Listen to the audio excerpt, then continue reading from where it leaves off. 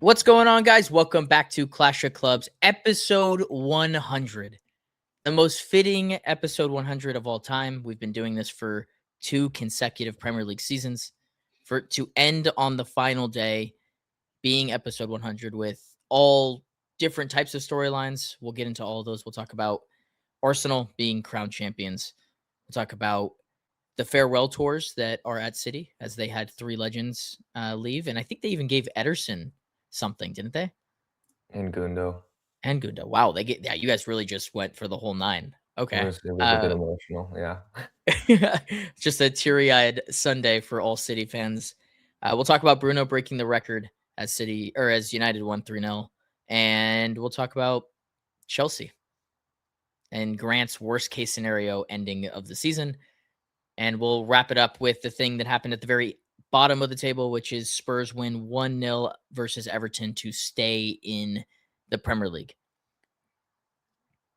Just a catastrophic episode from a Grant perspective, a sad episode from a Mila perspective, and I get to talk about Bruno, which is what we've been doing for like 3 or 4 straight months. So that's fun. But without further ado, let's kick on into it. What's going on, guys? Welcome back to Clash of Clubs. I'm Dylan. They just got punched in the mouth. They didn't even know how to react. That is one Derby Diamond. Mila, do we want to do a little prediction? That was the last time they showed an initiative to go get a fucking player. He's still alive here. Balotelli, Aguero. I'm Grant. They're talking a lot about you 15. How will you respond 15? We downgraded from Peppa. Do you know how absurd that is? Ladies and gentlemen, it's match day. Episode 100. I still can't believe that. That's crazy. We've been doing this for 100 episodes. I have been a part of many podcasts, and I don't think any of them have made it past episode 20. So to think that we have done this many times and have had great conversations is partially because we've done good work, but also because of the community that we're building here. So to the 594 of you currently subscribed, thank you very much. We're on the road to 1,000. I finally changed the banner so that we can move to the 1K mark. I know that this isn't our Galaxy podcast, but if you're not following us on social medias, do it on the link tree there. And then, we're giving away this 2024 MLS Championship ring. It's a replica. So if you aren't currently subscribed and you're following us as an American, you want that for whatever reason, make sure you're subscribed or non-American. If you're going to make me internationally ship it to you, that's going to be a tough ask, but hey, you know what? If you are not from the US and you want this really badly, be subscribed. And then when we're at 600 subscribers, I'll let you know how to win it. Anyways. So we recorded, there was still an opportunity for City to win the league. It had to fall on the final day, but City drew to Bournemouth in a pretty cagey game against a good team, and Arsenal were crowned champions technically on that day. We haven't been able to talk about that. We are a Premier League podcast, and as much as I don't respect that club, I will give them their plaudits because they are champions. And regardless of how I feel, the same as I felt last year with Liverpool, at the end of the season, they have been the best team over that stretch. And we don't have to talk about how they played football. I think we're all in agreement we didn't enjoy it. What I will do is I will not die on my sword, and I will honorably say that they won the league. Kudos to them for the first time in 2020 or 22 years or whatever it was. They are crowned champions. And for all this slack that I gave Facundo and Arsenal fans for Arteta and not sticking past, with him, they stuck it out, and ultimately they reaped the benefit of winning the Premier League, and they still have a chance to do the double. We'll talk about that at the very end of the episode, but congratulations to Arsenal. I'm going to throw up. Yeah, I'm just more upset with Mila, if I'm honest, because I conceded it a while ago, and then they dragged me back in, and then it didn't end up working out. So that's where I really find my frustration. But yeah, at the end of the day, Facundo, of course, came over that day. But you have to you hate the game, not the player, right? You have to hate the game, and the game's a game. So regardless of, like you said, how we feel about the league this year, the point total, the amount of goals they scored compared to other champions, whatever you want to say, you got to hate the game. And I sure do. But yeah, they won it. They won it. So it is what it is. I think it is what it is the right feeling for this podcast. Mila, World do Cup you year. want to? World Yeah, Cup do year. you want to say anything on Arsenal? You guys were in the title race with them for most of the year, so It's a lot harder to defend a title than it is to win a title. So yeah, I'm welcome, pretty sure. welcome to the challenge. I was gonna say, I'm pretty sure it's the exact same thing that you said to Liverpool fans. What happened? Yeah, no, I'll look, win either way. I'll find the bright side. You know, speaking of, last time Hull City got promoted and we weren't in Europe. No, I'll relax. Yeah, I would relax. No, I got nothing to say about them winning it. It's funny because I honestly think that in a day that should have been Arsenal have won the Premier League and lifted a trophy. I don't know if it was the same for you guys, and maybe it's just because we're rival fans, and maybe it's just the way that I feel about Arsenal. But it felt like their day was overshadowed by 40 other narratives in the Premier League. Yeah, Because I think that's just there were because so of many. us too. Like you almost just want to tune it out. Because yeah, I mean, of course I've tuned it out. As much as Facundo tries to remind me and send me things, it doesn't work. But yeah, no, there was a lot going on. Again, Tottenham potentially going down is a huge deal, and even West Ham ending up going down. Like, look where they play. They play in front of 60,000 fans. That's a big deal. A lot of teams were able to qualify for Europe that typically don't. So yeah, there was a lot going on, and I think a lot of that also just had to do with the fact that it was already decided. So we saw some Sure. wild lineups, and they were away from home. So I think that's definitely part of it. But again, we move World Cup year. We're going to be very busy and focused on a lot of other things. But yeah, at the end of the day, it is what it is. They won it regardless of the circumstances. They get to hold the trophy. I just find the seeking of validation a bit weird, where it's like, Yeah. who cares how you won it? You won it. Celebrate, enjoy it. Don't worry about anybody else. That's how I try to operate. But do what you got to do. Yeah, I mean, here's the thing: as a fan, we're never going to validate them winning it because we don't like how they played, and I'm never going to like how they played. In the same ways that we talked about Liverpool last year, and some of the stuff that we talked about in terms of them being the champion is the only way to prove and validate how good you are as a team is to back it up in the next season. So we only will have that level of validation, or they will only have that level of validation if they back it up next season. Because if not, it just gets washed under the rug. I mean, does anybody think about Liverpool winning the? Did we talk about Liverpool very much this season? By like February, it was way. just like understood. It was In a understood, and I lasting think matter. Liverpool fans understood too. They were Yep. just waiting for it to end. Yeah. Congrats. Yeah. It's a good thing that you won't have to see any more Arsenal fans on the show for a long time, because there's no Arsenal fans coming on for a while. Unless they lose the Champions League, then we might have a then we maybe will. From spot 1 to spot 2, Manchester City closed out the league season with what was just a really uneventful game, but more of just a theatric event. It was a protection of the World Cup players, which I kind of like. This is a meaningless game. We had nothing to play for. Villa hungover.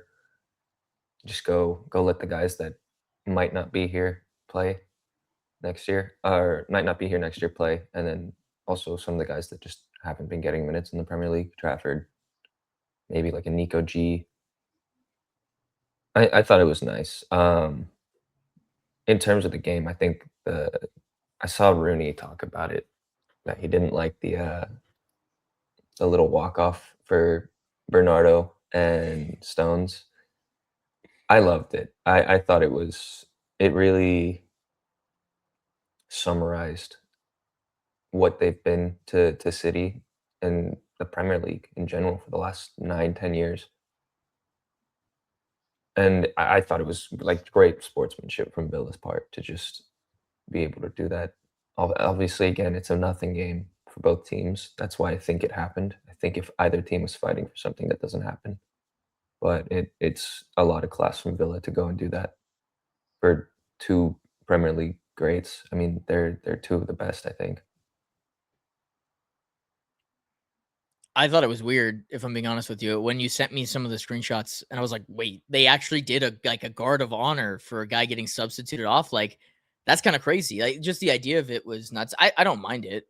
I thought it was weird, but I don't mind it. Like, it's No, it not. definitely was weird because you just don't normally see that. No, it was But very I think to theatrical. the point of just like footy and emotions, the Villa team understood what they meant Yeah. to the club and like what that day was for us. So I think kudos to them for even participating in that. They have no expectation to do that, and I thought Yeah. it was cool. No, it was cool. Like, from that perspective, it is cool, and the fact that both teams were understanding of the situation and the circumstance, like, yeah, absolutely. I'm here for it. We've talked about Silva, and we didn't talk about Stones very much through this year just because he wasn't healthy. Obviously, he's had 2 Premier League greats, and during this tenure of City's reign, 2 players that have been cornerstones for everything Pep Guardiola related. But part of this that we haven't talked about on this channel yet, I wrote it initially as grown man tears, but I still can't believe that it's true. I still can't believe that the reporting happened when it happened and everything has unfolded the way it has. I think we were all expecting Pep Guardiola to come out and say, I'm not leaving, and have that Wolf of Wall Street moment, but it happened and he confirmed it. And Pep Guardiola is no longer going to be Manchester City's manager. And I'll let you kind of take the reins here, Milo, on what Pep Guardiola has done for City and how you're feeling in this current moment. I mean, it's been 10 years, countless trophies. Even you can look at the bad side of things, and I don't think you get that from many other managers, where these moments of overthinking that we can all point back to. He even brought them up in his farewell thing. It's like it's just a whole experience, and I don't know. He came when I was 16 years old. I'm about to turn 26, so that's a long fucking time to just see one guy at the helm. Yeah. I think for a lot of fans, it's more than footy. But he's also just changed the club from a footballing standpoint. Expectations from the top down have changed. And then also, if you want to just look into the future, we get people like a Maresca from someone like Pep, and especially City coded. Like Maresca coming in makes sense in the hindsight. It's just hard to say bye to Pep. When you just look on his impact on world football, there's coaches that have been under him, played under him throughout the top leagues, top teams in those leagues. So I think we're just it's not gonna hit. It's already hit a little bit, but it's not gonna hit fully until a couple months, maybe a couple years, because we cannot replace him. It's gonna be we can change, we can pivot and adapt to what we have and what we can make in the future, but it will never be like the last 10 years that we just had.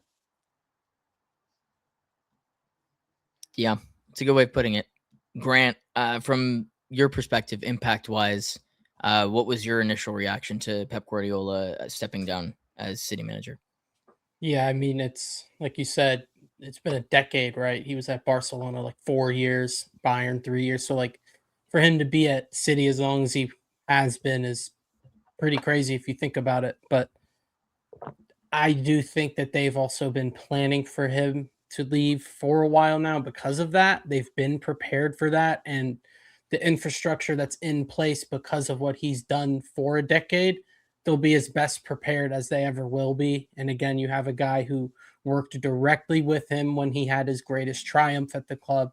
He has experience at a big club in this country, and I don't think he's going to have the problems he had at Chelsea over at Man City. So I think you're prepared, but at the same time, he's not Pep. So as soon as something goes wrong, instead of saying, oh, it's just Pep, you trust him, it's what the fuck is this guy doing? He doesn't know what he's doing. So there's going to be an adjustment period for sure. I think, like you said, Neil, it's not really going to hit until you hit that sort of first hiccup and go, oh, wait a minute. Pep's not here to fix it. So that sort of sense of comfort knowing that you just don't even have to think about your coach for a second. You're going to miss that, but I do think you're prepared, and it just depends on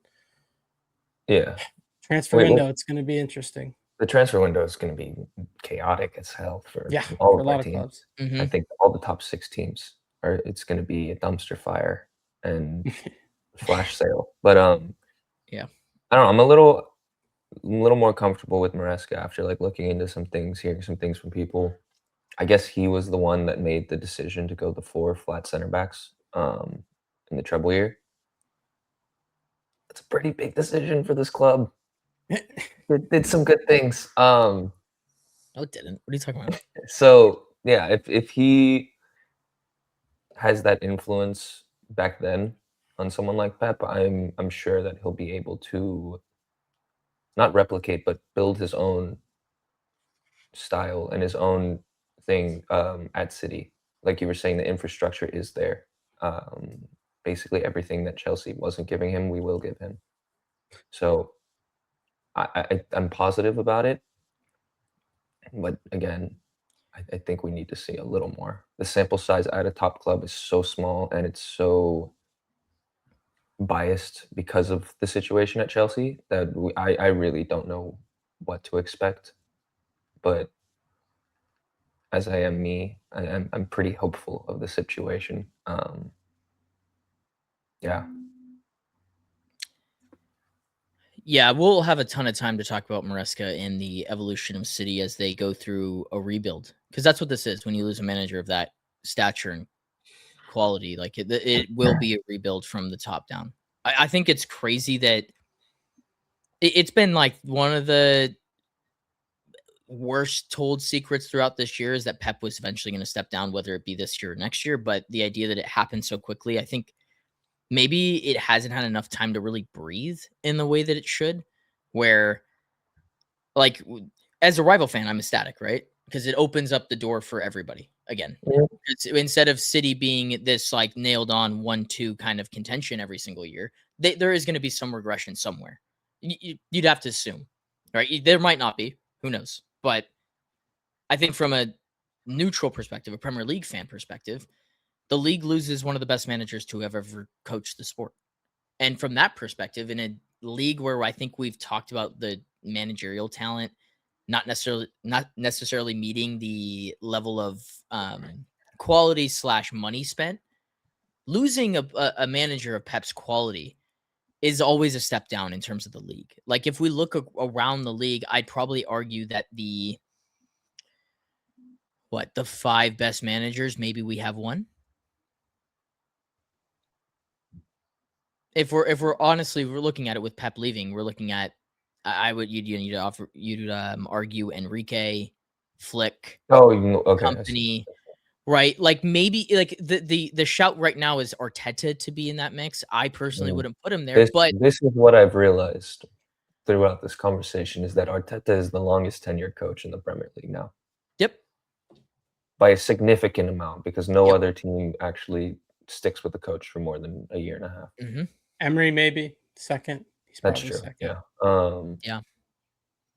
But that's it. Those are the guys that can stay in a job right now. Or Unai Emery and Mikel Arteta. Yeah, and everybody else is experimenting. And We this got has been room the for thing. one more Spaniard. I mean, look, that would be the hope, right? I mean, and that just talks about the managerial market as it is. Like Liverpool stuck with Slot after this horrific season. Arteta has Are we gonna add a section? They have stuck to Arteta for forever. United have gone through a gauntlet of different managers. Chelsea have gone through a gauntlet of different managers. It's very difficult to replace when you have the best. And so Maresca's got an uphill climb. We'll figure out what that is, but it's sad to see Pep go from a neutral's perspective. I honestly think that when we talk about the conversation of the best managers ever, he's in my top 2. I think he changed the game from a sporting perspective in the Premier League. Obviously, you guys had one of the most dominant reigns in the history of the sport. And don't forget the clips too. He funny dude. He's great. He's great. Real funny dude. Like I don't think there's anyone as charismatic as him that the league's got currently. There's just not. Yeah, You're going to lose a lot of. talk about Also, it. sorry, go what? ahead. I was just gonna say he's an outspoken philanthropist. Like he wants That's world exactly. peace in a lot of ways. He's just a guy at the end Great of the character. day, but he's He is also a just a guy. genius. So that's what I meant by it's a little more than football. Earlier is like Mhm. we're losing such a big personality within the club that kind of has defined the club. So that I think that is going to be the hardest part about the transition is Maresca coming in and having that authority over them to just have that level of respect that Pep garnered. I'm hoping that our players know better and are professional enough to not give a new coach a hard time. But I do think that after any tenure like that, 10 years over that, the players that have been there a little longer are going to have a little harder of a time to adapt, which is kind of why it's nice that you've seen the old guard transition out with Pep. Bernardo Stones came in with Pep. We said goodbye to Gundo and Ederson. Those were some of the first signings Pep made. It's like a passing of the torch is what Sunday felt like. So as sad as it was for a lot of us, I think it was also a bright outlook on the future. He said a lot of things, Pep, that were supportive of whoever the next manager would be. He didn't say it would be Maresca, but I think we all know. Yeah, reminded the fans that you don't have to wait for titles to be happy, for title races to be happy. And just enjoy it all. So I think that summarizes Pep and the City farewell tour. I'm just gonna try to enjoy the last 10 years and enjoy the whatever's to come. Yeah, that is the beauty of football. Every year you reset and you start anew. Just a new age for Manchester City. Era's come to an end. Era's come to an end. Ten Hag, never wrong, just early, baby. Never wrong, just early. He said that shit, and Klopp left and Pep left. Look, man. The sun always sets. The The sun hive always. mind. All right. Well, I get to be happy. United spanked Brighton 3-0. I like beating Brighton because I just don't really like them very much. But more importantly, and we're not going to talk about the game, other than it was just a good summary of, I think, United's season to go out on a high. But Bruno Fernandes sits atop. He broke the record, or he tied the record last week, but he broke the record in this one. A record that probably should have been set a couple of weeks ago, and we talked about this with all of the Premier League records that are close there, is for whatever reason there's a weird jinx and hoax on this record, and the players next to them usually forget how to play. I'll save my thoughts on Bruno towards the end of this, but I'll flip it to you guys, because when someone does something historic in the Premier League, it should be spotlighted in any way, shape, or form. So Bruno Fernandes, 21 Premier League assists. I can start. I do, as a rival fan, like to give him his shit for being a rat, for set piece assists, for the final day theatrics that led to the record being broken. But if you deep it, like if you look at his created chances throughout the league, he is in a league of his own this season. Some of the best creators in the league don't even come close. So to Dylan's point, like these guys just were not putting them away. He probably should have wrapped this up a while ago, reminiscent of KDB when he also broke the record. But yeah, he's been phenomenal this season, and he deserves his plaudits. 21 Premier League assists with this United team that has struggled for a good half of the year, basically. I think is a huge achievement for him. And again, I'm not a huge fan of the guy, but I do have respect for him for all that he's done in the Premier League and his just determination to stick with United. Yeah, I think it's a good point. Obviously, a lot did come from set pieces, but like you said, if you just look at the amount of chances he created, and I obviously, in my fantasy team, I had a close eye on what he was up to, and yeah, nonstop throughout games he's creating in that team. to think he was in a pivot for almost half the year is beyond diabolical for me. And yeah, I think I kind of want to end it with panning to Dylan regarding the conversation of this is what we're celebrating. Are we lowering the standards? That whole sort of conversation we're starting to see get sparked up. But I do think, separate of that, regardless of that, it does absolutely deserve its plaudits, even though, again, I'm not the biggest fan of assists. Like that's a very important stat because, like you said, you can be very unlucky and create a lot and not end up with any assists. But at the end of the day, when you watch Bruno Fernandes, he absolutely is one of those guys who will put up tons of chances created. And yeah, he absolutely does deserve his flowers. But I am curious your thoughts, Dylan, because maybe it's just from my perspective of how awful my team is right now, but sort of just focusing on that while other teams are actually winning things. Is that something that bothers you? Do you feel a type of way about it? No, I think that, and honestly, the reason that I wanted to have this conversation is there's been a lot of discrediting to what Bruno has done this season, and in particular, breaking this record that I just find nauseating, especially from rival fans that just won the league. To be focused on this more importantly than them winning the league is weird to me. But look, Bruno Fernandes has been the best player in one of the worst squads that United have ever fielded over the course of 5 seasons. And I think that because of that, he has taken a lot of the slack from that. And so from his personal perspective, for him to have a record that will be there forever, just like as some teams have Premier Leagues to go off of, he deserves to have his name somewhere mentioned in the all-time greats of this league, because that's what he is. When we talk about the greatest creators in this league, Bruno Fernandes should be in that list.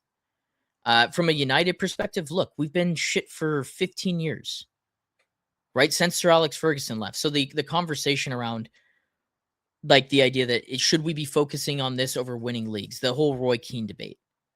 United almost got relegated last season. There was no expectation to finish in Champions League this season. There was no expectation to win the league this season. This isn't Arsenal. This wasn't Manchester City. United have needed multiple windows for multiple windows, and we've all known that. So I don't have an issue with United fans and United and Bruno exploring and it being happy about this record, because it should be celebrated. It should be applauded. I mean, to go even further, if we want to talk about assists, and yes, you need someone to put in the back of the net, he tied Kevin De Bruyne in 1920 with 33 big chances, and he didn't have anywhere close to the attacking talent. He's just a phenomenal player that deserves everything and more for being a part of one of the worst United sides in history and still pulling them up. Because when we talk about United this season, one of the big things has been Bruno Fernandes has just been a level above everybody else in the Prem. And that's probably why they're in third. He's the difference. Very similar to how we were talking with Chelsea with Cole Palmer. It's all about I think when we talk about United, or most people talk about United, we don't vacuum the situation. We look at the larger scope, which is this is Manchester United. That's the tagline. If we vacuum the situation over the last 15 years, what is we are Manchester United? We haven't competed for a league in a long time. We haven't had many good moments to celebrate other than some FA Cups and EFL Cups, which is big to a lot of other clubs. But for United, the standard is the Premier League from what was set prior. Bruno came into into a team that was literally burning down and has rebuilt them back up to being in the Champions League and could potentially compete for a Premier League next season if they get everything right. So I don't know. It's a tough conversation because United need to get back to where they need to get back to, but you can't get there unless you start building blocks somewhere. And Bruno Fernandes is just one of the stepping stones to building to that level. You also just look at how his peers talk about him, right? Like Kevin De Bruyne, who is also very highly regarded in the Premier League, talks about Bruno Fernandes in a very bright light. So I do understand a lot of the criticisms, especially lately we're seeing people just go after him. But like you said, Dylan, I think it's a lot less of Bruno's the reason we're in this position. It's we're in this position and he is dragging us probably higher than we should be. So yeah, I think it's a nuanced conversation and it's fun to bash guys. I get it, but yeah, he's up there. There was, you know what? The one last thing that I want to say on this, there were some people calling it a circus in terms of him trying to get this record. A little bit.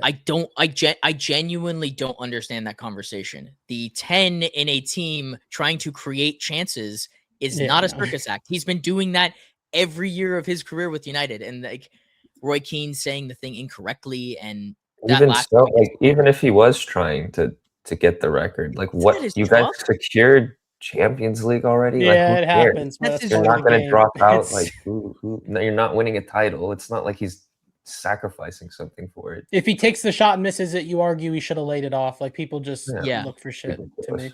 Also, throughout the last like 5 games when he's been quote unquote chasing it, he's made the right decision. He's just made the right decision. Can't He's say still I've been finished- watching too closely. He still finished the season with 9 goals. He had 30 goal contributions. Like, it's not like he just wasn't doing anything shooting the ball. Like, he definitely is taking his shots. He's just not, instead of it being earlier in his career with United where he was ripping like 5 or 6 shots a game, he's lessened that and he's just increased his chances created. I think he's like, I think the stat was he's the only person, probably up there with KDB, to have like 5+ chances created. He had like 8 or 9 games with that this season. That's ridiculous. Ridiculous. Creative output. Like him and Bruno and KDB for me just like are in the same stratosphere in terms of creator. If you want to talk about the winning aspects of the game and some other stuff, absolutely go ahead. There's no argument for me. But in terms of 2 creative forces, 2 creative engines, there's no 2 players that come close over the last what? Who's the last creator that we could look at and go like that's the creator? I don't think it's just that though is the thing because there are good creators. We've seen plenty, but it's the fact that KDB and Bruno can do the other stuff too. They're strong. They get into the tackles. They can dribble. They can score goals. It's true. Like, and on top of that, they're the most elite creators you've seen in the Premier League. So I think that's what propels them above other creators. Is that they're not just solely creators. They are top players on the pitch. Like wherever, if you want to put them out wide, they're swinging in crosses that are affecting the game. If you want to put them a little deeper, they're controlling the tempo and basically being that guy. Both of them have played false 9 at some point. That just says a lot to me. That technical ability and also that understanding of the game, I think it's why they're good creators, but also why they stick out amongst the other ones. Also mentality. At this point, like you can't question Bruno's mentality. Like you were saying, it's a sinking ship, has been or was, and now it's finally coming afloat. And he had the patience to stay there. Kevin, years just battling every year to try to win and sacrificing his body to do so. I think mentality on especially when it comes to creators is these guys are a different breed. Yeah. From a personal standpoint, like a player FC standpoint with Bruno, if United don't go on to win a Premier League and he doesn't ever get that achievement at the club, at least we can all look back on this season and go, he really was that great. And there isn't any question marks about it because if anybody gets into this race where they're chasing this award, the people that they will follow will be Bruno, KDB, and Henry. I do think this is a pretty good summary of like the last 13 to 14 years for United, though. Like you were saying, is you guys haven't really got many Premier League plaudits, but like you were just saying, you can look back and see that Bruno was there and keeping you afloat with this record. It might not reflect on other seasons, but you know what he did this season, and you could tell people about what he did in prior seasons. Yeah. I don't know, just a great season from him, and it capped off what has been overall a great season for United in terms of where the expectations were. And we'll get into our season report cards in the next one. That'll be our last show before the World Cup Clash of Countries that we're going to be coming out with. But we'll save the United grade for the season until then. Same for City and Chelsea. But unfortunately, Grant, it is that time. Do you want to start with the stat that you said or that you were going to pull up? I mean, nah, I'll find a way to mix it in. Okay. Well, Chelsea on the last day of the season got leapfrogged by Sunderland to get into, did they end up in Europa or Conference Yep. League? Europa? Yep. So Sunderland on the last day of the season at the Stadium Light leapfrogged Chelsea to get into Europa League. And a Bournemouth game as that Fofana gets a red card. And that just this whole game was a great summary of what this whole season has been for Chelsea. So without further ado, you can take it away. Yeah, man. I mean, we only needed a draw. That's the funny part. Results absolutely went our way. Brighton needed to lose by 2 or more. United took care of that when they did not have to. I mean, you couldn't have asked for an easier path to Europe. I touched on it in my 5 things video, but Liverpool finished on 60 points, and they finished in 5th place comfortably in a Champions League spot. You guys know how much I slate Pochettino. We finished on 63 points. So it didn't take much to get into the Champions League, let alone European spots. And we gained 4 points in our last 10 games. I mean, the stat I had, Dylan, was Maresca left halfway through the season after game week 19, and we were in 5th on 30 points. We weren't in the best of form at all. 8 wins, 6 draws, 5 losses. The 19 games after that, 22 points, 15th place on form. 26 goals scored, 31 conceded, 6 wins, 4 draws, 9 losses. 15th place form for half of a season. Absolutely diabolical.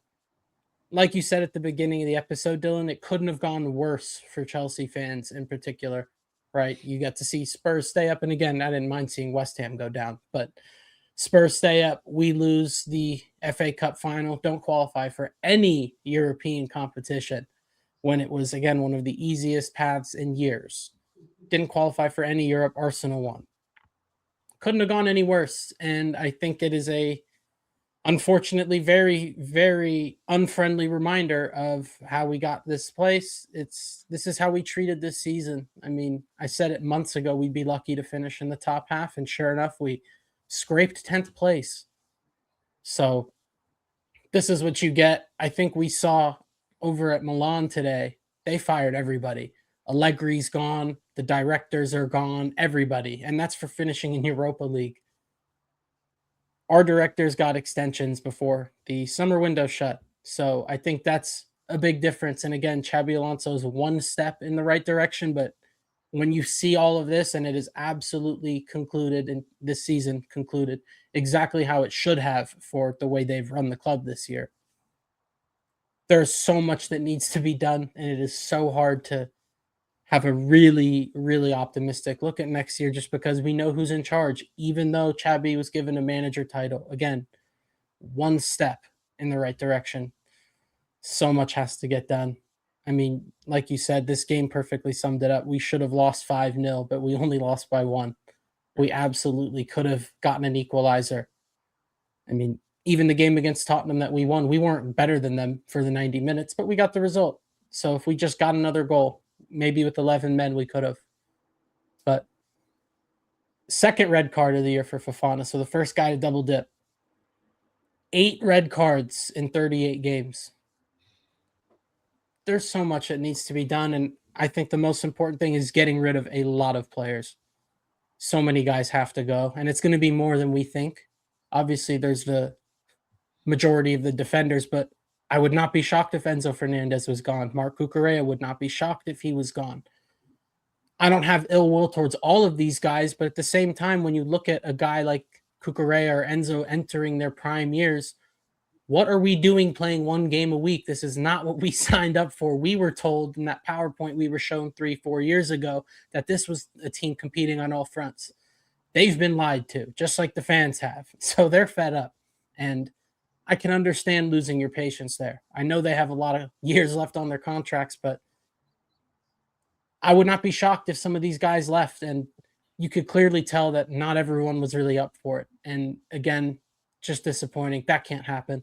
I don't think that's acceptable. And as much as I've enjoyed the years, some of these players, Enzo Fernandez has given us a lot of great moments. Yeah, I can understand him leaving because he didn't show up on that last day and for as many times as he has. I can understand it, man. It is just so jarring. It is such a jarring situation to be in. But we're here. We need players that are committed, and if they're not, just go. I mean, City's policy's always kind of been that way. That's a team that was winning a lot of trophies, so you can definitely afford to do it more than we can. But if we're really resetting, if we're really giving Chabi power, give it to him. And that includes the new guys coming in. There's already the pre-agreements, your Omegas, your Barcos. I haven't even seen Omega play a full 90. I don't care. If Chabi doesn't want him, good. Get him out. We don't need to do this project thing anymore. Like, I love Mike Penders. I think he's a great goalkeeping prospect. Do I want to wait 3 years for him to be ready? We can't do that. We can't be doing that. If Magnon is available for a relatively respectful price, fucking do it. And it might not just be him. That might not be the best example, but I'm done with the whole pathway stuff. We have to. It's just embarrassing. We can't keep expecting guys to come and develop and sit in mediocrity.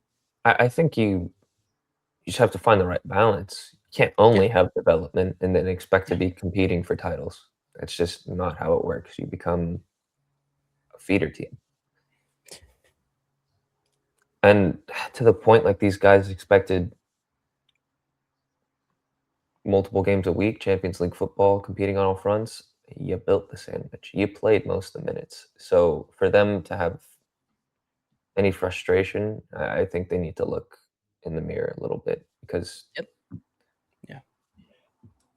as much as you can blame the board and stuff, the board doesn't play the footy. So yeah, I do think you will lose some of those big names, but it's not necessarily a bad thing. And I've been thinking that Xabi Alonso with more young players is kind of better than what was going on in Madrid. Those are young players still, but they're way more established, way more ego. This is different. I think he'll garner a lot more respect at Chelsea than he did at Real Madrid from the players. So yeah, they just gotta buy in. I think, but it's a lot of praying for you that the board can do the right things in terms of transfers and whatever else they have their fingers on. It's crazy because it doesn't seem that far off in terms of the things you have to do to get to the right spot, but knowing who's in charge, you just don't know how long that's going to take, how many extra unnecessary steps will be taken before getting the right things done, right? Where are we going to loan Mark Aguirre this year, right? Like, no, we need to sell double-digit players and bring in probably 5 players, at least 5. You know what I mean? Like, there's just so much that needs to be done.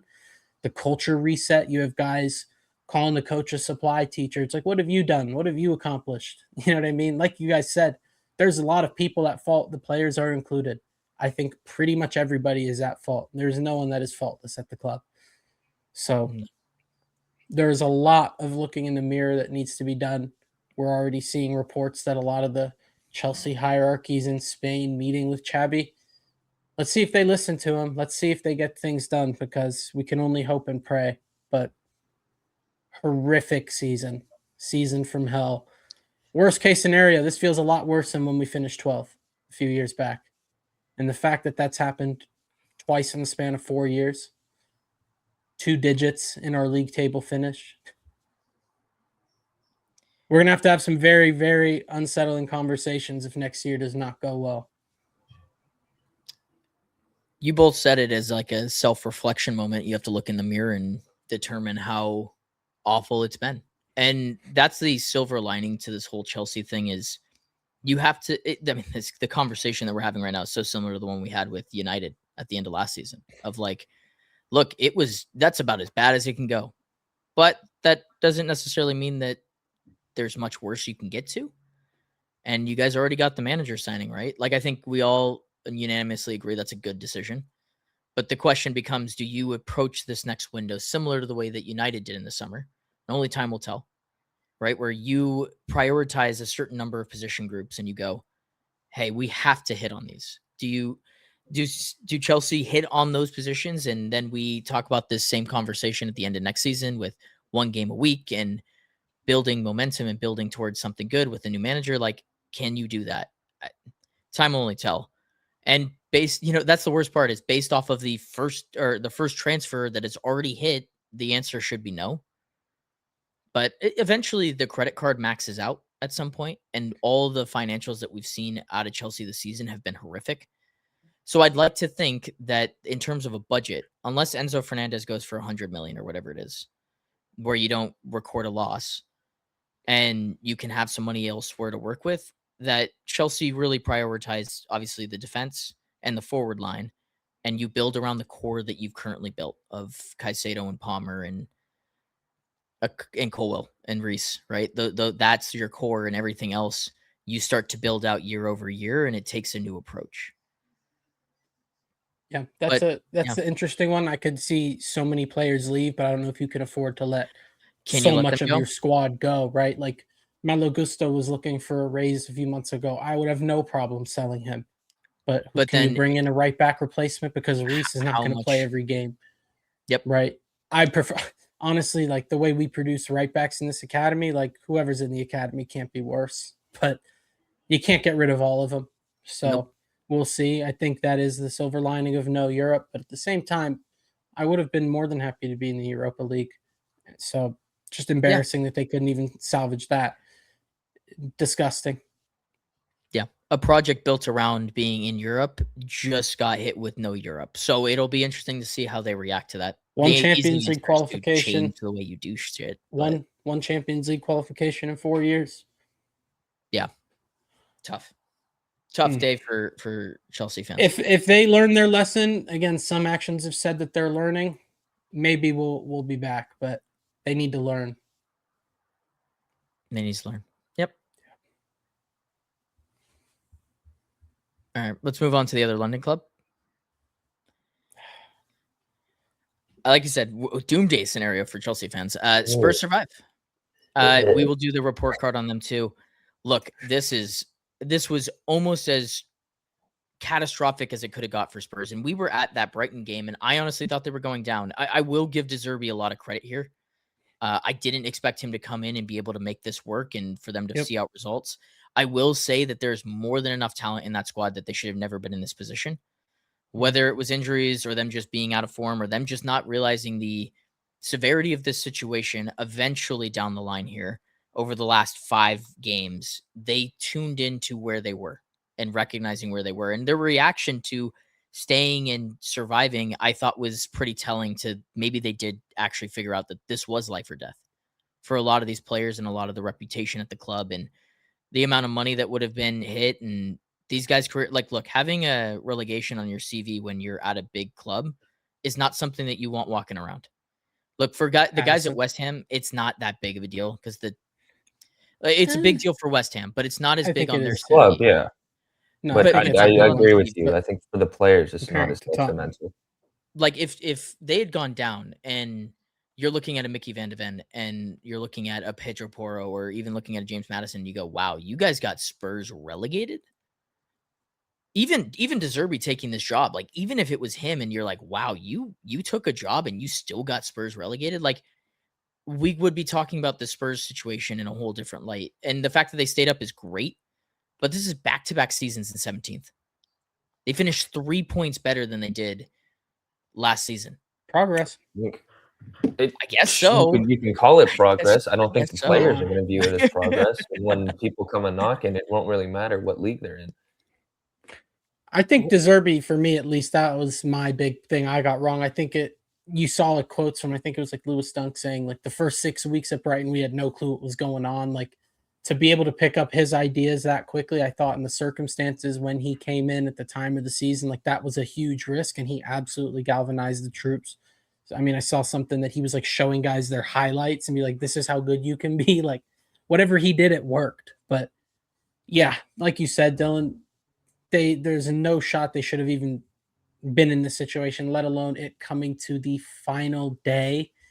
That's insane. It is insane that it even went to the final day, but I also thought they were down. I thought they were going to go down for months, but yeah, West Ham just couldn't pull it together, and now we're seeing stuff coming out from that camp about how much of a disaster it was behind the scenes, but I have no idea where they go from here. I think that their board seems so complacent and content with scraping this. They never felt in danger. Now they're just going to think it was a one-off. I think that is how they're going to react, but we'll see.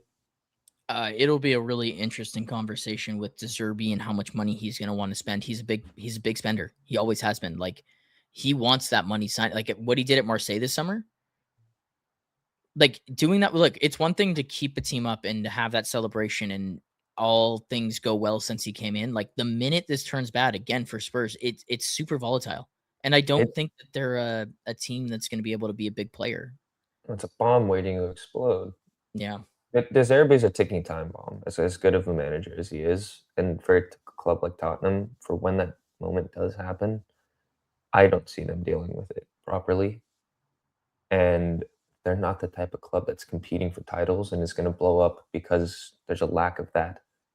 This is a club that, like you said, has finished 2 seasons in a row in 17th, barely scraped out of relegation with some help from above. And wage structures are a mess.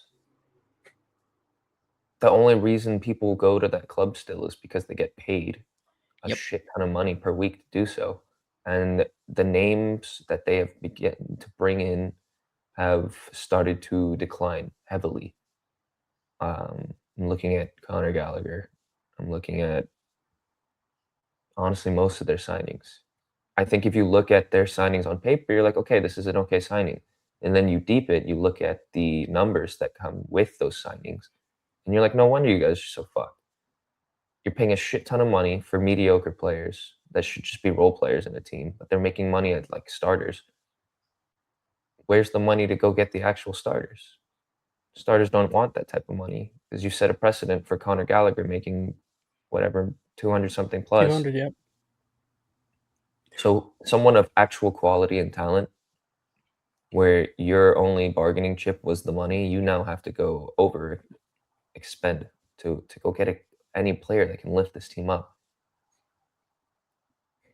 Never replace Son. I mean, it's Odebear and Tell on the left, and then Chevy Simons kind of too. They never replace Son.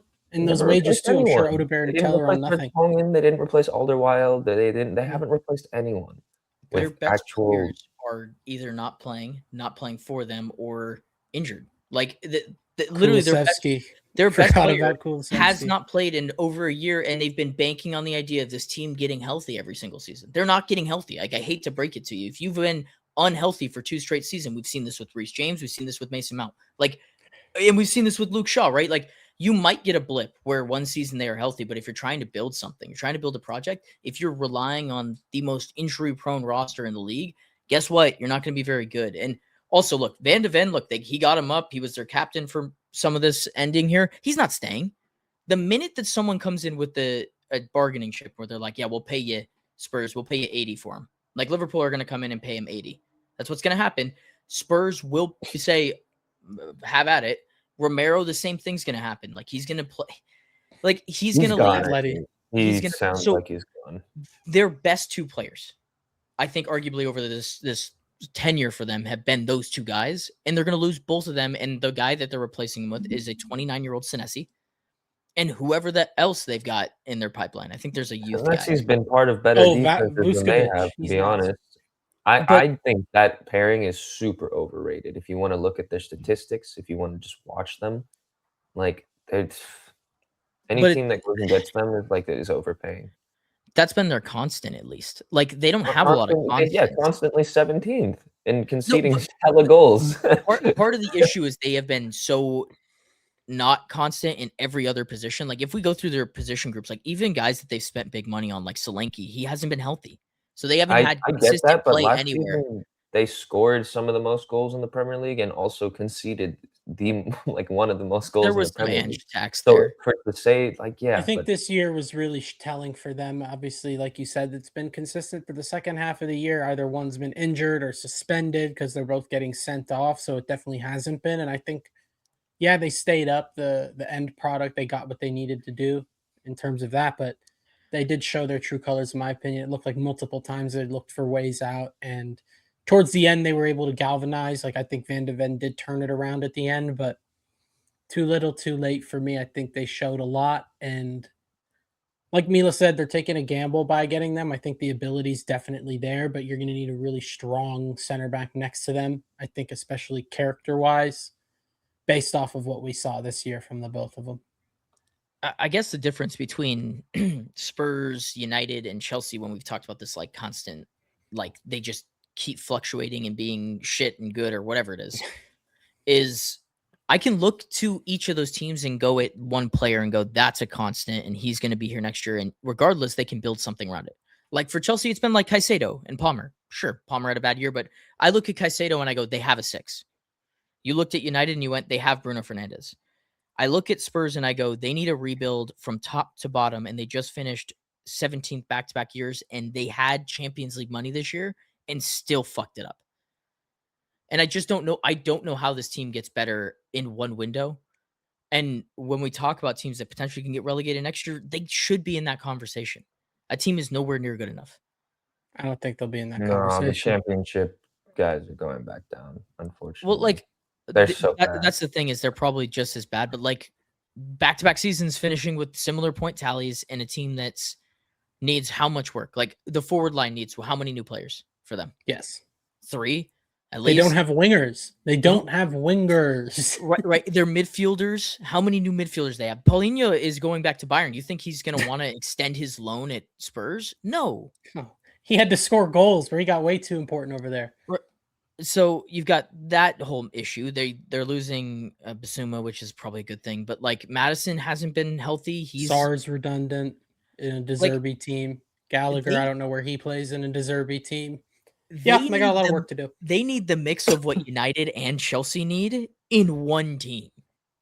And they have nobody to build around. I think they have Vuskovic.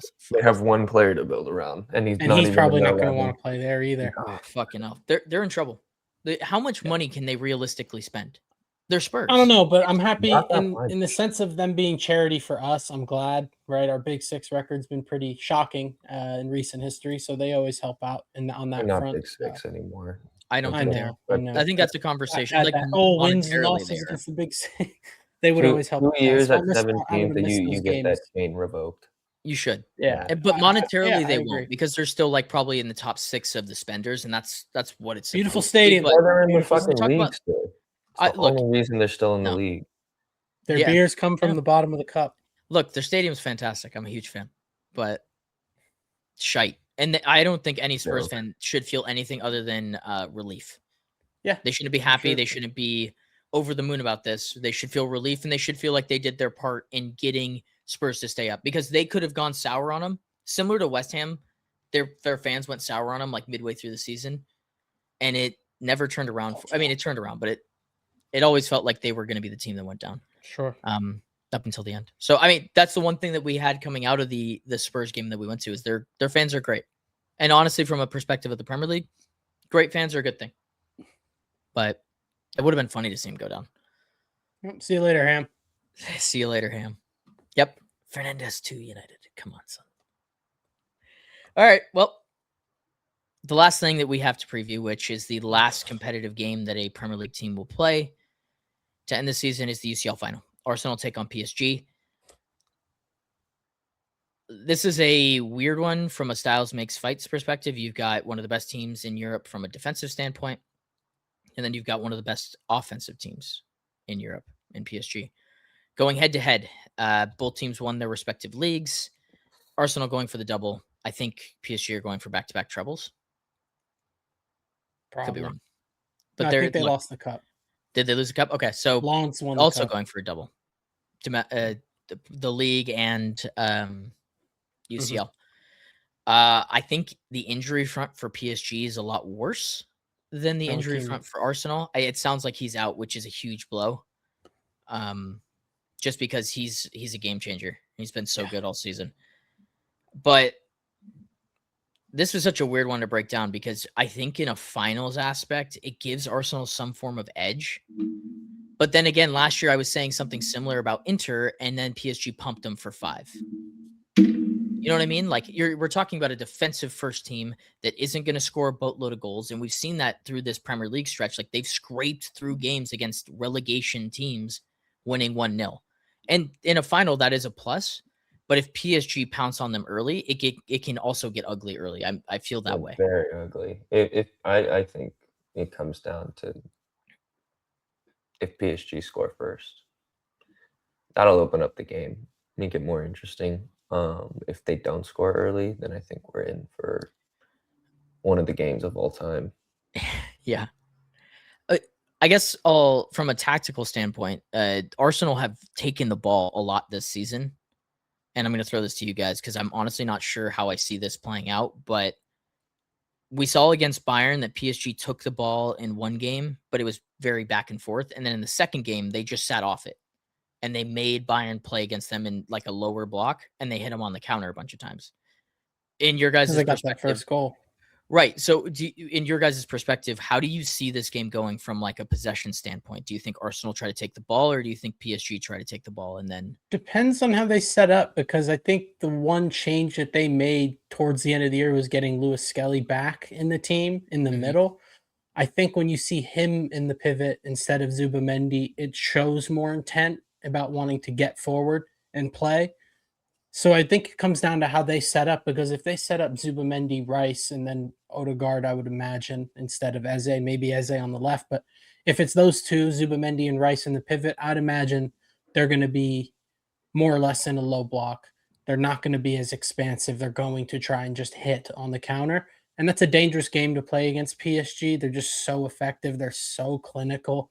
When you look at like the XG and the versus amount of goals they're scoring, they just put chances away. So it's a very dangerous game, but Arsenal is so good at it. Like you said, it's styles make fights. And I think at the end of the day, they might lean into that. So it really does come down to how they set up. I do think if they try to go more expansive and they do put Lewis Skelly in the middle, I think that can get dangerous. And again, like you guys said, Arsenal haven't been in a game like this in a very long time. PSG just did this last year. They were just in this game and made it look very easy. I don't think they're going to be complacent because of that, but they've been here before very recently, so I think that also gives them an advantage. So you know how I want this to go, but we will see. Yeah, Mila, what do you think's gonna, or how do you think this game's gonna play out? Boring. As I've come to expect with Arsenal games.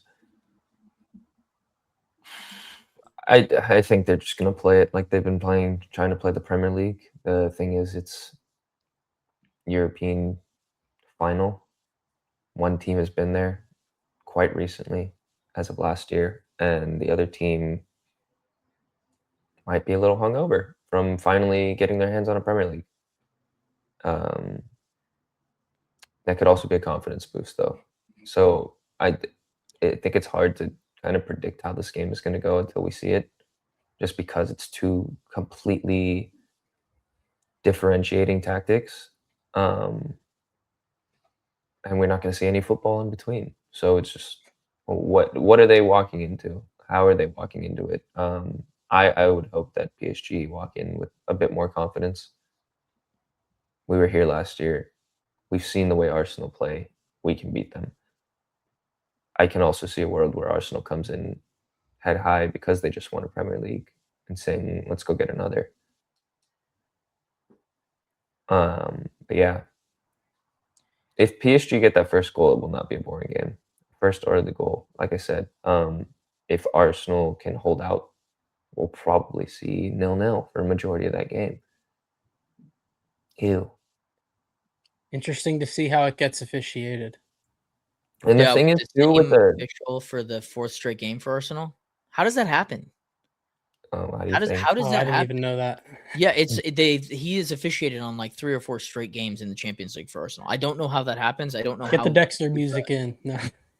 Look, I know that's not an Arsenal. They didn't choose that, right? But like the fact that that's a thing is so dumb. Like you guys are this is a tournament. Like how does that happen? 4 straight games?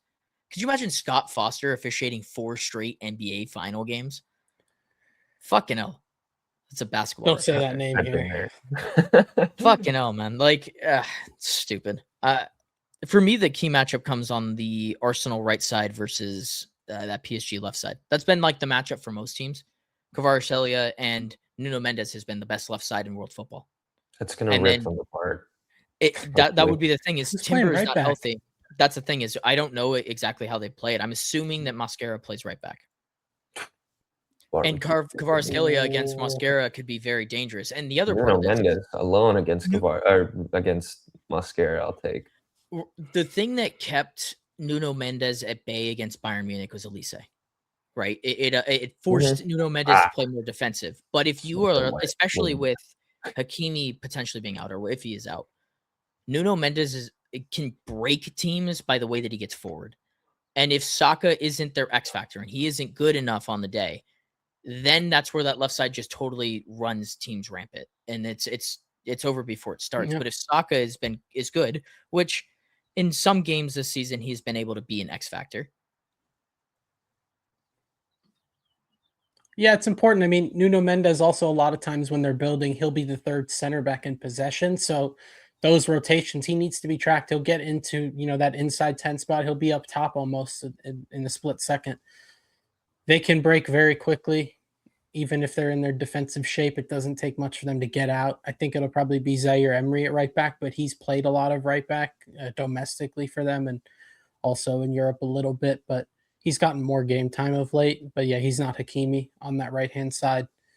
And yeah, Kvaratskhelia, he only seems to show up when it matters, right?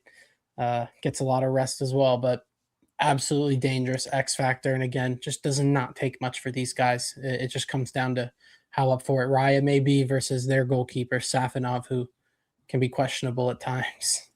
Yeah. I think that this game is just one of the ones that you have to wait to see how it plays out because I don't think anyone's got a grip. Or line up for Arsenal, I think will be telling. Yeah. Agreed. To close this one out, let's do a combined 11 for it. I'm not going to put it on the small screen here. Ta-da! Okay. So I guess we'll just go back to front. This one might be a little easier to build out. In net, do we all have Raya? Yeah. Okay. Where are you at, Dev? Raya? Okay. Right back. I think we're gonna leave it at Mosquera versus Zaire Emery. Yeah, I think it's probably got to be Zaire Emery, no? Yeah. So funny. It's a center back versus a midfielder. Zaire Emery. Is that how you spell Emery? First name's Warren. Is it really Warren? Yeah, Warre. Wow, respect. All right. Okay, I have get Saliba creative. and Pacho. I was gonna say I have Gabriel and Pacho. I have Saliba and Pacho. Wow. Boom. Okay. I think Pacho is one of those players that is underrated because of how forward-thinking PSG are, but he's been so good. That Bayern Munich, and I know that there was a bunch of goals scored, but he was so good throughout both legs. He didn't play when we beat them. He was a big miss. He was a big miss. Yeah, he's phenomenal. Yeah, probably in the conversation for top 5 center back in the world. No, Mensch. Yeah, that one's easy. Like Calafiori, whoever left back, Hincapié, like they're good. They're not great. He's the best. We've got the two. We've got to have the 2 Portuguese guys in here, right? Yeah. Neves, Vitinha. Who's the third midfielder? If I had to pick between the remainder, I guess it is Rice. I'm not that delusional he's not to playing. say that Rice is more less important than Eze. This is the most fluid midfield 8-6 in the world. Like these are all just 8-6 fluid players. Like perfect. I have PSG's front 3. Yeah, you can. Oh, so okay. Let's look. The left is Kvaratskhelia. Yeah, and I know people are going to want to have a conversation. Yeah. Right wing would be Doué versus Saka. Yeah. Arsenal fans would tell me that Saka is the best right winger in the world. Not this I year. let my eyes do the talking when I say that Doué is the player that I want to pick. Yeah, not this year. Not this year. No. I like the narrative for Arsenal fans, and Saka is finally the boy who lived. Come to die. Come to die for us. But yeah, it's Doué for me. Like he's just this is the most exciting front three in world football in terms of just at the ball at their feet, right? They may not be like the biggest brute force, but you put the ball at any of these wizards' feet and they just create magic. They're the reason that I will turn on this game, because if it was somebody else in this final, like if it was another shit team, I just wouldn't turn it on. Just wouldn't turn on. I think it's a pretty fair 11. Like this PSG team's probably considered the best in the world at this current moment, right? They won the Champions League last year. They're in the final this year versus a Premier League, probably the best team in the Premier League over the course of the season defensively. So how many? Okay, we got 3 Arsenal players and the rest are PSG. That seems fair. That seems fair. I don't know if anyone wants to argue. I'd like to vouch for Fabian Ruiz, but we'll live to fight another day. He just hasn't been healthy all season. If he was healthy, we could put him in over Rice, but he hasn't been healthy. If you don't agree with our combined 11 here, please let us know in the comments why we're idiots. We're not. So I'm not expecting anyone to be crazy. Shoot. I kind of forgot I need to do the thing. What? This thing.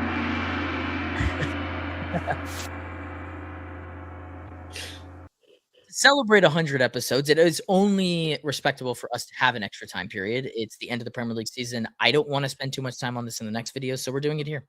Our Premier League team of the season for the 25-26 campaign. Grant, you're going to lead us off here. Yeah, this is a good one. So I have us set up in a diamond 4-1-2-1-2. In goal, we have David Raya. At right back, Mateus Nunes. I think you could definitely argue Reece James or Timber. Both of those guys missed a good chunk of the season, and I think Nunes been there consistently throughout the year. And at left back, it'll be Nico O'Reilly, a young player of the season, I believe. I think he's City's player of the season. I don't think we need to say much on him there. I do have Arsenal center back pairing, Saliba and Gabriel. Title won on the strength of their defense, so we've got their goalkeeper and both center backs. The midfield, we've got 4. At the base of it, I've got Casemiro. I think not only his performance in the middle, but the 9 goals that he gave them, they're in a very different spot without Casemiro this year. Huge player to replace, and I think he belongs in this team of the season. And then my 2 8s, I have Elliot Anderson and Dominic Szoboszlai. Couldn't think of anyone else, unfortunately, to play the 8 now. Anderson's going to go for a boatload of money. I think his best position is probably going to be as an 8 box to box. We saw towards the end of the season his ability in the final third and his goal scoring. And then Szoboszlai, I think Liverpool are below us without him. So he absolutely deserves a shout. He's played multiple positions. He's played right wing. He's played in a double pivot. He's played as a 10. He's played at right back. So testament to him. And then Bruno Fernandes at the 10. We did a whole segment on him, but not much needs to be said there. And then up top, I've got the fierce strike pair of Igor Thiago and Erling Haaland. 20-plus goals in the league for the both of them. No one else did it, so we're going to be scoring with Bruno creating chances. You know what? I was shocked that you put Casemiro in there. That's the one that really I was. Look at the goals. Hey, no, look, dude, I'm did it everywhere for them. I'm not going to argue the impact. I know what he's had. The United didn't win a lot of games. I think this Brighton game was the first game they won without Casemiro. Yeah. So in terms of with Ugarte instead of him, let alone the goals, I mean, the impact he's had on this team, that's kind of what I base my team off of, is where is the team that they play on without them? And for, I think, most of my team, it's a very dark place. Agreed. I like it. Mila, you're going to go next. Do you have the 4-1-2-1-2 set up as well, or are you going with the 4? No, I'm not a sicko. It's a 4-3-3. All right. So Mila, your Premier League. I'm going to be honest. The back line is virtually the same. I've been ranting about Nunes and O'Reilly all year. Raya kept them, I think, in this competition many a times. When they broke down defensively, he made the big saves. I'm taking out Gabriel, though. I'm putting in Saliba. I think some of the stuff I saw at the end of the season really convinced me to throw Saliba in over Gabriel. Whether it just be shot stopping, physicality on some of the better forwards in the league. I'm gonna throw in Guehi. I know I went into him a lot about the Everton thing. I still do think that was a major blunder on the season, but he was the most consistent center back, I think, throughout the season. Especially once he came to City. He kind of shored everything up. For the 6, I wanted to put Rodri. I still think I'm going to put Rodri. The thing is he only played 1,500 minutes. But we only lost 1 game where he played. So I think his impact speaks enough, whether it be the past or present. When he's in the squad, we tend not to lose a game. When he's out the squad, 2-1 Villa, 2-0 United, Tottenham. I think the statistics show enough to see why I would put him in there. I do think Casemiro is a great shot, though. But I am a little biased, obviously. I'm going to put Anderson at the 8, like Grant did.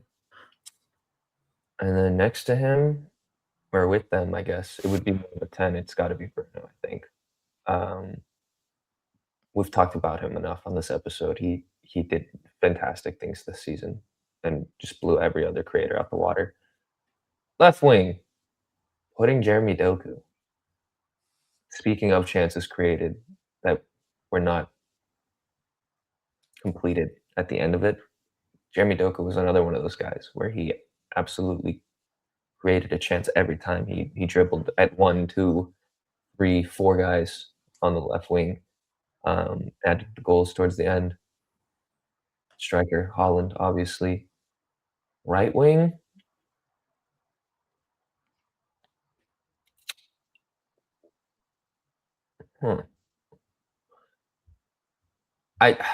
It feels weird not saying Semenyo to me because he matched his numbers he beat his numbers at Bournemouth. So in a season that he was tearing up the league at Bournemouth, he came to a new team and basically doubled his numbers.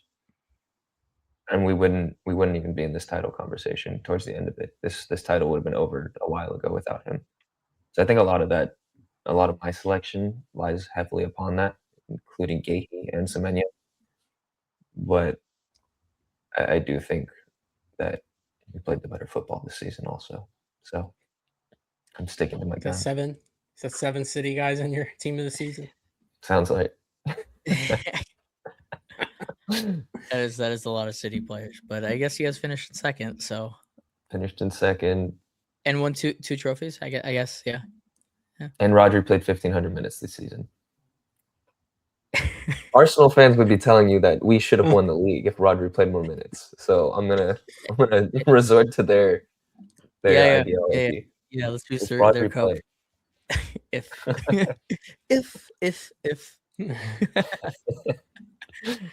All right. Well, here's my 25-26 Premier League team of the season. Starting in net, David Raya. We all said it. He was the best keeper this season. They had 17 clean sheets. Yeah, it's pretty good. Right back, I went with you guys as well. Nunes has been the best story, I think, in the Premier League for a player that just wasn't considered very good under Pep, turned into the best right back in the league. I went with the partnership of Gabriel and Saliba. There are 4 players that I think won them the league this season, and those 2 being their rock were the reason why they're going to end up winning, or they ended up winning the league and potentially could win a Champions League. And honestly, I know I don't like the Gabriel flopping stuff. He's still probably in the conversation for top 3 center back in the world right now. Top 3 floppers in the world. Left back, I also went with Nico O'Reilly, young player of the year, but also I can't believe how good he is as a left back. I know that he's supposed to be slated as a midfielder, and maybe under Enzo he will be, but super fun watch. I thought City, through a couple of really trying times, leaned on the youngest player in their squad for a lot of the games, and he was that. In the 6, I'm going to go with Elliot Anderson. Best player outside of Bruno Fernandes for me this season. Very similar to Bruno last season, where they were so bad that it's going to get kind of bottled down to where they finished in the league. But look, they almost made a Europa League final, and he's going to be the next 100 million pound midfielder. Next to him, I have Declan Rice. I think in terms of the portions of the game that I don't like about the Premier League, he fits that very well, but also he was the mentality that kept them churning through a lot of the difficult portions of their season. And when they lost to City, he was the only person, while it may have been performative or not, like he seems to be the heart and soul of that team. And he was their most consistent player all season. I just think that he deserves to be in this, and he's going to be in the top 3 for the PFA. It felt weird not having him in my team of the season. Felt liberating. Hey, I bet it did. In the 10, it's Bruno Fernandes. He's the player of the season. He's the PFA player of the season. He's the media player of the season. He's going to clean sweep that award. He was the best player in the Premier League, in my opinion. And he broke a record that hasn't been broken in a long time. Left wing, I have Jeremy Doku. I thought he was the most enjoyable player to watch this season, but also that back end, his heat check to keep City in that title race, unfucking real to watch. And I don't really think the left wing position was that great this season. Kind of similar to last year. We put Cunha in our combined one. This feels very similar. Like Doku wasn't maybe the best player all season, but his peak was by far the highest at the left wing position. And next year is going to be really exciting if he can stay healthy. Right wing, I have Semenyo, 17-4. He also is single-handedly a part of the reason that City were in the title race, but also big reason why Bournemouth didn't finish way lower and got Europe. Like the first half of the season, it was like, wow, Semenyo might be the PFA player of the year.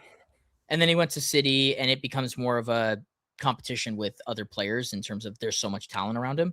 But also Holland was in a dry sprout, and then Semenyo came in and was crucial to 2 trophies, and he deserves his plaudits there. Did you see Semenyo talking about how he might have been the problem at Bournemouth? Because their record after he left was actually like really impressive. I think 18 straight unbeaten. Yeah, maybe he was the problem. Maybe. That's pretty funny, honestly. I didn't hear him say that. That's a good quote. And then the 9 is Holland. I will not give Igor Thiago his flowers. No, I'm kidding. He had a great season. He had a great season, and Brentford deserved to be where they're at because he was so good. Just feels like a flash in the pan. And Holland, he should be in the conversation for PFA Player of the Year. He was that fucking good, and it just gets had bogged almost down. Double digits assists. I think he definitely finished with the most goal and assist contributions in the league. For sure. He just sets the bar so high for him. Open play assists in the league. Yeah, he's no. That's one indicative of the league, and 2 very impressive from a Holland standpoint. Yep. I mean, he's almost got 10. I mean, that's pretty good. They're all open play. Yeah. It's great. Holland, I don't know if I can't remember him touching that in a league season. It's an impressive stat from him. But yeah, those are our team of the seasons. And that's the end of episode 100. Yippee. Wow. Oh, you know what? I thought it was going to go a lot longer. We touched a lot of different things there. Fitting for episode 100 for us to go long. Yeah, I think Grant was too upset to talk too much about Chelsea. I would have cried if I kept talking any longer about Pep and City. Fair enough. And none of us want to talk about Arsenal. So good. That's a good. We're aligned. Yeah, man. I got a little rant in. I got 4 or 5 minutes of just fucking bullshitting. You know, we're good. Look, I feel like at 100 episodes, we figured out each other's tempos and pain points and bright spots, and it'll only get better into season 3 and episode 101, 102, 103, 104. Season 3, episode 1. Yeah, it'll be after the international break. Or during. Maybe during, depending on what. Oh, yeah, well, I mean, I feel like I'll probably be throwing videos up when we do some stupid shit in the market. So yeah, there's a ton of content. Will not be escaping me. No, 100%. Cool. Milo, you want to plug the other podcast? I'll plug the rest of the stuff, and then we'll get on out of here. Clash of Cosmos. We don't win 2 games in a row, the Galaxy. So Dylan did a 5 things about that. I think most of us are still lost and confused. If you want to see Dylan, Darius, Andrew, and I talk about a team that is just bang average, it's 0 goal difference, and middle of the table, then come check us out. It's a lot of pain, misery, and some good laughs to get through it all. Yes, that is very true. In fitting episode 100 fashion, we went just long enough for my camera to die. So I am going to be chucking in a new Disgusting. battery. Disgusting. But yeah, like Mila said, if you want to see us get frustrated about a team that is bang average, that's what we do on Clash of Cosmos. But the rest of our socials are up there. We post daily content on all social media and on YouTube. To the 594 of you currently subscribed, thank you very, very much. And for the 100th time, I've been Dylan. That's Mila. That's Grant. We have been Clash of Clubs. This has been episode 100, and we will see you guys in the next one. 2 words for him. Different gravy. Glorious goal! Wreathed in red. We're really seeing the most extraordinary finish here. On this day of days, has he delivered? Just magnificent! Potentially life-changing! That's football. Minute you let it under your skin, then you begin to make it better.